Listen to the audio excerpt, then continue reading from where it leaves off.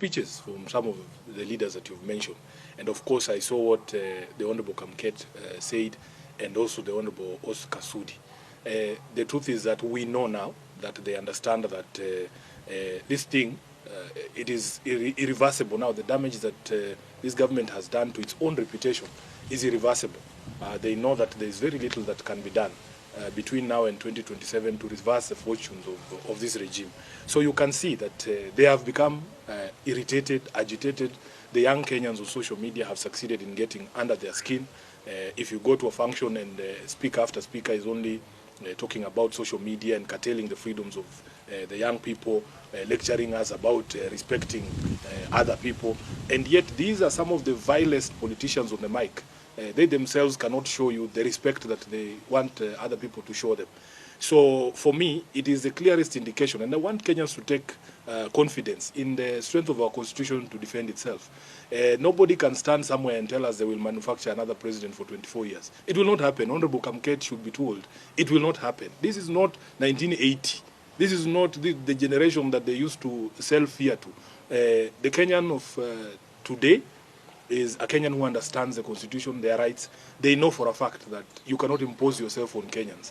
I am telling you, the only way for any elected leader to win re-election is to do the things you promise to do for Kenyans, is to make the lives of Kenyans better. Now that they understand that it is going to be impossible for them to deliver on any of the promises that would make Kenyans look at them favorably, they are now openly threatening to violate the constitution and the rights of Kenyans and to try and force themselves upon the people.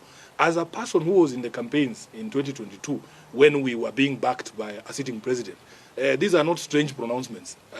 They are very familiar, because there are people in our camp who used to speak the way Kina Kamketa speaking and telling the country, oh, hii kitu imeenda, oh, there's nothing you can do, tutanyorosha wewe, hatuwezi kuachia mwizi. But I'm telling you, with the sort of anger that Kenyans have, the day a Kenyan is given a ballot paper like this, once he crosses against your name and puts it in the ballot box, that's the end of the day.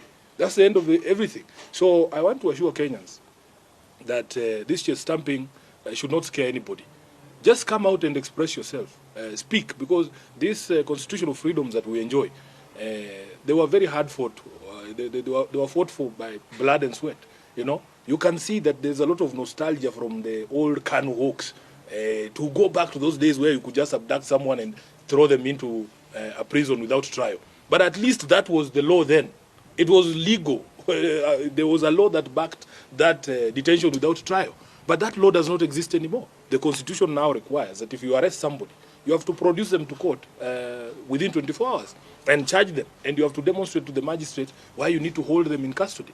The reason why they are abducting these young people is because there is no law that exists that says you cannot insult a leader. There is no law that says that you cannot insult the president. In fact, our High Court has already said that the freedom of expression extends to insults. The freedom of expression does not mean I have to be nice to you. It doesn't mean that I am forced to say things that you want to hear. Freedom of expression means I have to speak the way I see things. And instead of them addressing, why are Kenyans so angry? How did we get here? Because after the president was elected in 2022, by all accounts, William Ruto was one of the most popular politicians in the country. What did he do in the intervening period to lead to a place where he's being insulted left, right, and center? Instead of addressing those questions, the cause, they are addressing the symptoms. And I can tell you, for as long as your policies and the actions of your government continue to make life more difficult for Kenyans, for as long as you don't demonstrate respect for the people, for as long as your court jesters, the ones you are talking about, are speaking to Kenyans in the way that they are speaking to them, then nobody's going to respect you. Respect is earned. It's not something you force. You cannot force people to respect you. Now let me do the political analysis of this statement made by Senator Edwin Sifuna. So we all know that Sifuna is one of the few politicians who are very courageous and confident to point out the weaknesses of Kenya Kwanza government. So in his statement, he was not only sending a clear message to Kamket, but also to President William Ruto. He is telling them that your plans to extend the term limits maybe to 24 years, just as Moi did, do not work for you. We will remember that some days ago, the 30th Member of Parliament, William Kamket, came out and said to critics of this Kenya Kwanza government that they are disturbing themselves. President William Ruto can go for more than 24 years in office. So the Nairobi senator is just reminding them that we are not in the olden days like during the times of Moi, where people were ignorant and never knew anything about politics. Now people have changed. People have learned a lot. And with this new generation, that kind of thinking that the Kenya Kwanza and the people around the president are thinking will never work. In a nutshell, what the senator was trying to say about this particular point is that it is the people who will decide who to become the president.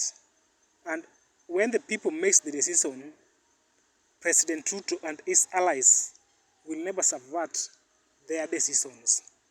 Now on the issue of abduction, on this he put it clear that it is the president or the government who is kidnapping the young Kenyans just because of the criticisms they are putting on this Kenya Kwanza government and the president.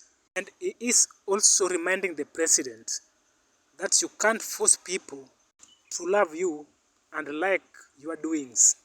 So guys, let me end it there. But before I do so, I want to kindly request you to take a second of your time and subscribe to our YouTube channel. You can as well ring a notification bell so that anytime we upload a new video, you will automatically get notified. Thanks for watching, and let's catch up soon in our next video.